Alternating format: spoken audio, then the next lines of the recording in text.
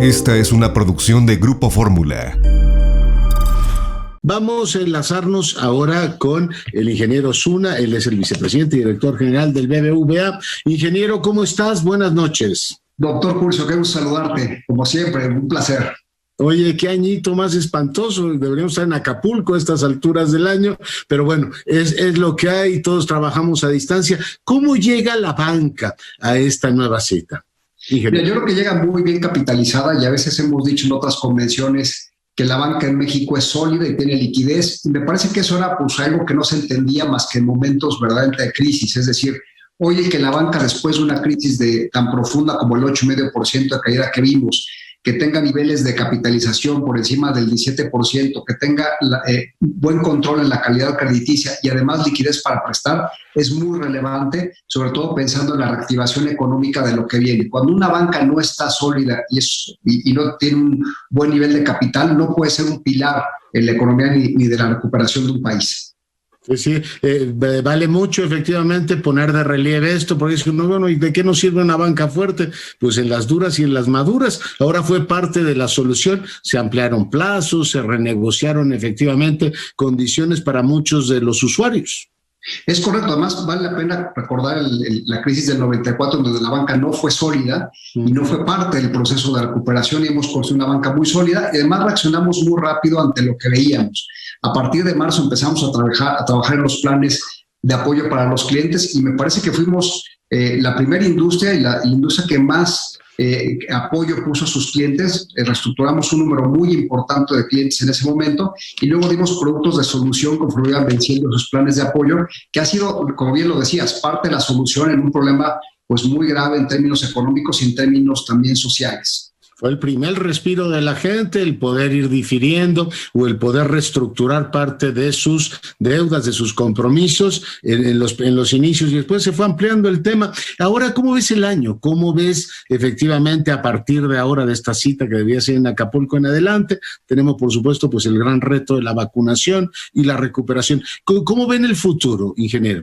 Mira, vemos un año de recuperación económica, un rebote natural después de una caída del 8,5%. Estamos previendo un 3,2% desde el BBVA de recuperación, con un sesgo al alza que seguramente estaremos revisando en las siguientes semanas porque vemos una vacunación acelerada en Estados Unidos y el plan de apoyo de Estados Unidos sin duda tendrá un impacto en el crecimiento de México. Ahora, en México la clave para la recuperación sin duda será la aplicación, al igual que en Estados Unidos, del plan de vacunación. Si el plan va rápido, podemos esperar mayor recuperación en México. Una recuperación desigual. Hay que decir que la recuperación no será homogénea en el país, ni por industria ni por geografía. Es decir, hay geografías que hoy están sufriendo un poco más, como será la zona turística, pero una vez que veamos el turismo extranjero regresar, así será igual la recuperación. Y me parece que el gran reto que tenemos es acompañar siempre ese proceso de recuperación de los diferentes segmentos e insisto de las diferentes geografías porque es muy desigual lo que hemos visto en los últimos meses en términos de este rebote económico. 3.6 con posibilidad de subirlo al alza. El Banco Central acaba de revisar hacia arriba diciendo que los vientos del norte en este caso nos van a ser particularmente favorables, podría llegar hasta 6.7. Todo depende también de que el viento del sur o del centro del país ayude a que esto crezca, ingeniero. Es correcto, yo creo que hay una parte que nos ayuda las exportaciones, pero hay que hacer el trabajo interno en varios sentidos.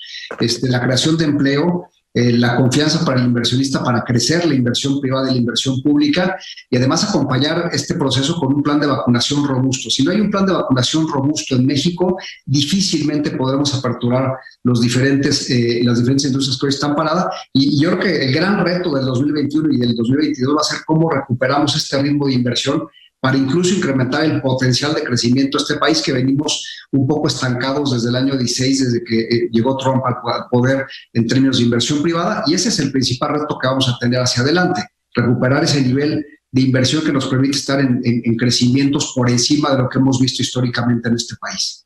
Porque este año se nos cayó creo que como 13%, ¿no? La inversión, la extranjera, bueno, se ha retraído en todo el mundo, pero en México también ha tenido una caída y después tuvimos esta ley del sistema eléctrico que todavía va a ser revisada por la Suprema Corte, pero no es una señal particularmente hospitalaria para la inversión, ¿no?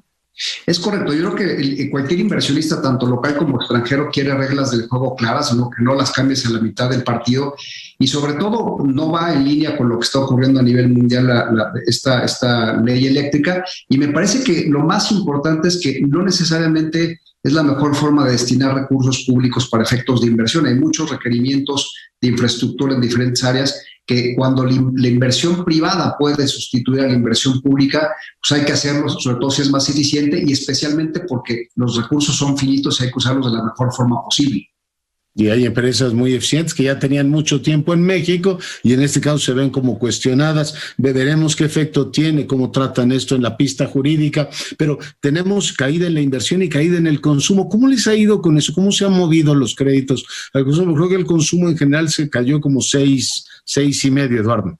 Mira, la banca es un fiel reflejo de lo que pasa en la economía y del comportamiento de los clientes. Cuando a la banca le va bien es porque a los clientes les va bien y justo lo opuesto. Y sí vemos una caída muy importante en términos de los créditos de consumo, el uso de la tarjeta de crédito y también incluso los créditos de las empresas. Si tú ves una correlación entre los niveles de empleo y el consumo, es una correlación prácticamente de 1 y ligado al mismo crédito de consumo de la banca. Y lo mismo pasa si tú ves una correlación de la inversión fija bruta con el crecimiento del crédito de empresas, la correlación es 1. Entonces, lo que estamos viendo sí es una caída, pero hemos visto a partir del segundo semestre del año pasado buenos niveles de recuperación en el crédito nuevo otorgado en el mes con mes, sin recuperar los niveles previos a la pandemia. Evidentemente hay un impacto muy importante de la caída de economía, la caída en el empleo, la caída en la inversión, pero que empezamos a ver estos niveles de recuperación que son buenos datos de lo que deberíamos esperar hacia adelante. Vamos a tardar muchos meses en recuperar esos volúmenes que teníamos en el mes de enero, en el mes de febrero, incluso en el mes de marzo del 2020. Sí, porque parte del crédito también al consumo, vehículos, automotores, está deprimido. Y la gente dice, bueno, ¿y ahora qué me compro? ¿A jugar nuevo para estar en casa? Como que tampoco. Y veíamos en el índice de confianza del consumidor lo que tiene que ver con el consumo de bienes durables, como que la gente dice, no es el mejor momento, hay mucha incertidumbre. Pero hay otros créditos. Entiendo que hay, me decía Luis Niño, como 1.400 millones, ¿no?, disponibles para créditos en proyectos empresariales. Supongo que se tendrá que empezar a mover todo eso, y te pregunto también cómo se ha movido el hipotecario, Eduardo. Fíjate que el hipotecario es de las enormes sorpresas que hemos tenido en el mercado. El hipotecario va muy bien y tiene que ver con dos cosas. Estamos viendo unas tasas históricamente bajas en este país de largo plazo y sobre todo el periodo de contratación de un crédito hipotecario tampoco lo habíamos visto en México. Y hay un nivel de competencia entre bancos muy importante, y cuando tú tienes la necesidad de una vivienda, no es algo que vas a postergar tan fácilmente, y si tienes confianza en tu empleo, lo vas a ejecutar. Solo para dar un dato, en el mes de diciembre, BBVA fue el mes que más hipotecas en monto total hemos colocado en toda nuestra historia, que es algo un poco contraintuitivo respecto a lo que estamos viendo, pero también hay que decir que la gente se protege cuando ve momentos de incertidumbre en el tabique. Y entonces si pueden poner un poco de enganche o mucho de enganche, porque estamos viendo enganches altos, y comprar una vivienda, y además si la compran con buena oportunidad, pues es el momento de comprar. Diferente a lo que estamos viendo en el sector de auto, como bien lo decías, pues que en este momento mucha gente está prefiriendo diferir esta decisión de la compra del auto, y algunas otras como viajar y otras que tienen también esta lógica pues de la incertidumbre de la salud y de la pandemia que estamos todavía viviendo en el país. Sí, el coche te lo compras para acariciarlo ahí en la cochera, no tiene como mucha lógica. Oye, las tasas de interés sí están muy bajas, pero ya están peligrosamente pegadas a la inflación, ¿no? Fíjate que una de las cosas que a veces hay que recordar es México ha habido muchas crisis económicas, pero esta es la primera crisis donde realmente tenemos indicadores macroeconómicos muy estables, inflación controlada y a la baja, las tasas bajando, y nosotros tenemos una proyección para el resto del año que pueden llegar hasta el 3,5% y con un tipo de cambio razonablemente estable. Y esto tiene que ver con lo que está pasando en México, pero también con el nivel de tasas que estamos viendo en el mundo. Vamos a ver tasas bajas durante muchos años por lo que está incentivando algunos bancos centrales, y esa es la oportunidad. Vimos algo similar en el año 2009-2010, cuando las tasas bajaron abruptamente en el mundo y en México, aunque estructuralmente esas tasas no corresponden a la economía de México, pues las aprovechamos y tuvimos un boom de crecimiento del crédito. Y eso es algo que debe de ocurrir en los siguientes meses, años en este país. Porque, bueno, ahora hemos tenido entonces una turbulencia, pues tienes $22, la tasa de inflación, pues sí nos ha rebotado ahora básicamente por los energéticos, ¿no? El incremento del precio del petróleo. Es correcto, y lo que estamos viendo además en esta volatilidad de las últimas semanas, el tipo de cambio tiene que ver con la expectativa de una posible inflación en Estados Unidos por el estímulo monetario y por un exceso de demanda contenida. Ahora, esto lo hemos hablado en los últimos 30, 40 años de que puede ocurrir en Estados Unidos y no ocurre. Es una economía muy productiva, muy eficiente y los inversionistas ahora están esperando algún punto para tener una reacción de estas. Yo creo que veremos que vendrá una recuperación importante en Estados Unidos y nos va a jalar sin duda, ¿no? Un pequeño estimulito, ¿no? 10 puntos del PIB de Estados Unidos. Nunca se había visto algo así, ¿verdad?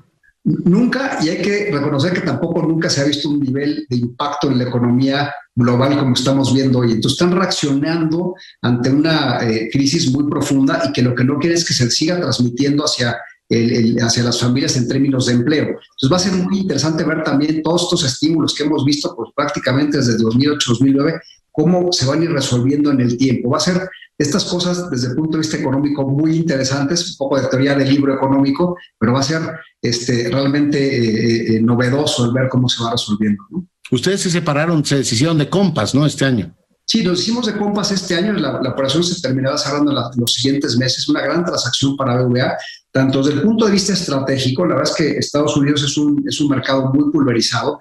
Éramos el cuarto banco en Texas, pero la realidad es que tienes cuotas de mercado muy pequeñas y eso no te permite economías de escala. Y además, una lesión también en términos del precio de venta muy buena, que le va a dar una plusvalía importante al BBVA y nos da capacidad pues, de tomar otras decisiones en otras geografías del grupo y sobre todo pensar que Estados Unidos es un mercado que a veces no es fácil competir también con este nivel de tasas. Yo creo que una gran decisión del grupo y que le da fortaleza al grupo, incluso sin haber necesitado capital en este momento, pero nos da una posición estratégica muy buena cuando tienes pues, dinero en los bolsillos, ¿no? Sí, acá se pregunta uno, ¿y cómo compiten con tasas tan bajas? España ha sufrido mucho, ¿no? Una caída del PIB como nunca. Sí, una caída mayor que la de México y decir que hacer banca en Europa es muy complicado. O sea, las tasas bajas en Europa llevan muchos años, incluso tasas negativas, y eso es casi imposible de hacer banca. O sea, tú vives del spread con los clientes y además economías que no tienen un crecimiento de crédito importante. Entonces, la banca en Europa ha sufrido y hay un proceso de consolidación muy relevante, incluso interpaíses que iremos viendo, porque al final tienes costos regulatorios y costos operativos altos. España va a tener un rebote rápido en el 2021, pero sí tuvieron un sufrimiento importante en caída en el año 20. Es una economía muy dependiente de los servicios, y especialmente el turismo, y la caída se vio reflejada pues, en todo el verano. 11 y pico, ¿cuánto cayó la España? En doble dígito bajo, sobre el 11%. Y tendrán un buen rebote para este año, pero por el efecto turismo. Sí, es tremendo. Oye, ¿y cómo ven Bilbao? ¿Cómo se ve México desde Bilbao? ¿Cómo se ve desde el cuartel general del banco la situación de México y el futuro? Por ejemplo, ¿les inquieta el proceso electoral de este año, Eduardo? Mira, yo te diría que desde afuera México siempre se ve distinto porque tienes la capacidad de comparar y nosotros los mexicanos vemos solamente México desde México y con mucho de nuestras caricas en nuestro país. Y ellos tienen esa capacidad de comparar diferentes economías emergentes y México es una economía potente de largo plazo. No olvidemos que México está insertado en la región más productiva del mundo, que es Norteamérica, un tratado de comercio que tiene muchísima fuerza, que ya está consolidado, una demografía que es envidiable. Europa envidia nuestra demografía en términos de edad promedio. Aquí tenemos 27 años, allá están en las medias de los 45 y eso lo que implica en consumo es bárbaro. Y sobre todo me parece que tenemos una oportunidad de bancarización importantísima en este país. El gran reto de México pues, sigue siendo Estado de Derecho, en los niveles de informalidad, esta certidumbre de la inversión, pero México me parece que tiene un futuro pues, que todavía tiene mucho por delante en términos no solamente de banca, sino de muchas industrias. La realidad es que esta coyuntura de las cadenas globales con Asia para las empresas americanas es una gran oportunidad y que tenemos que capitalizar. Y todo eso es consumo, es crédito y es oportunidades para México. Ingeniero, finalmente te pregunto, ¿cómo nos ha cambiado la pandemia a los usuarios de la banca? Ustedes están muy avanzados, su app es pues, muy famosa y muy funcional, etcétera, pero ¿cómo ha cambiado la experiencia de los usuarios de la banca con la pandemia? Mira, a veces hablamos que hubo un cambio de hábitos en los consumidores y déjame ponerte en datos este cambio de hábitos porque es muy real. A ver, crecimos 25% en el número de clientes digitales el año pasado, estamos ya con más de 12 millones de clientes digitales, pero creció 55% la transaccionalidad en el teléfono móvil, que es una barbaridad, y cayó 31% la transaccionalidad en la sucursal. Entonces, por un lado, las sucursales estaban cerradas, hubo una migración hacia el teléfono móvil, pero una vez que tú adoptas esa tecnología, ya no te quieres salir. Y es el proceso básico de contratación. El 62% de nuestras ventas hoy son a través de un canal digital y además todo el servicio postventa está en el celular. El 70% de nuestras aclaraciones hoy las haces en un clic en el celular. O sea, ese cambio de hábitos que hablamos por la pandemia, te lo traduzco en datos muy concretos y veníamos trabajando en los últimos 5 años en nuestra banca digital y la realidad es que logramos consolidar todo este proceso en el servicio al cliente cuando cerramos las sucursales durante marzo, abril y mayo, ¿no? Entonces yo creo que fue pues, un buen servicio y además sobre todo aquellas personas que no estaban muy familiarizadas con nuestra aplicación la han disfrutado enormemente. Sí, los que no sabían, dice hay que aprender y ahora dicen ya no me quiero bajar, lo cual es absolutamente comprensible. Supongo que seguirán invirtiendo mucho tiempo y esfuerzos en garantizar la ciberseguridad a todo lo que dan, ¿no? Es correcto, este año vamos a invertir mucho más dinero que el año 20 y el 19. Algunos componentes van mucho a los temas de tecnología para aprovechar y capitalizar estos cambios de hábitos y también en ciberseguridad. Esto es una carrera siempre que nunca para en términos de la ciberdelincuencia, no solamente en la industria financiera, en todas las industrias, en todo el mundo, ¿no? Yo me la paso renovando claves y todo. Digo, trabajo ya para la ciberseguridad. Mi querido ingeniero, te agradezco mucho que hayas estado esta noche con nosotros. Doctor, siempre un placer saludarte y gracias por la invitación. Te mando un fuerte abrazo. Gracias, Eduardo Zuna, el vicepresidente y director general de BBVA en México, esta noche conversando con usted.